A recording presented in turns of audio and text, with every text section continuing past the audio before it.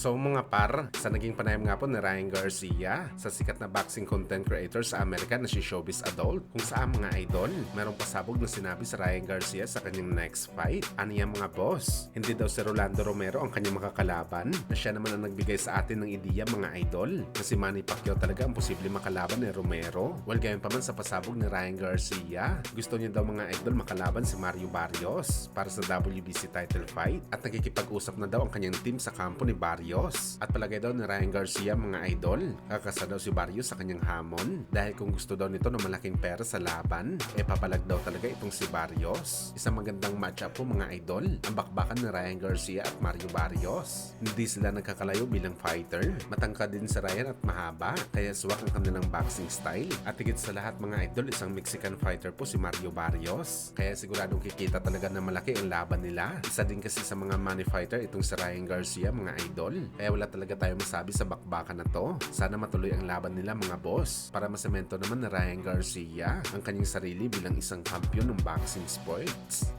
Samantalang speaking sa pasabog na to ni Bagito mga idol, nalalaban nito kay Mario Barrios. Na-excite naman tayo sa plano ni Bagito mga idol. Pagkatapos daw nito nakunin ng WBC title kay Barrios, lalabanan niya daw ang mananalo sa bakbakan ni Rolando Romero at Manny Pacquiao para sa WBA title naman. Pero umaasa si Ryan Garcia na malaki daw ang chance na si Pacman ang kanyang makakalaban sa unification fight sa welterweight, dahil malaki ang tiwala niya mga idol na mananalo daw si Pacman sa laban kay Romero. At para kay Ryan mga boss, ito na daw ang pinakamasayang araw niya sa kanyang boxing career. Kapag naganap ang kanyang ina-anticipate na mangyari, lalaban daw siya sa unification fight, tapos makakalaban pa nito ang kanyang idol sa gitna ng ring. Palong-palo si Ryan Garcia lalo pa kung matalo niya si Pacman. Bagamat gayon pa man mga idol, mas palong-palo si Pacman kapag siya ang nanalo sa super fight na to, dahil bukod sa babasag ito na maraming record, limpak-limpak din na salapi ang makukuha ni Pacman sa bakbakan na to. At higit sa lahat mga idol, malamang tapos ng usapan pagdating sa GOAT ng boxing sports. Sigurado na sa conversation na talaga si Pacman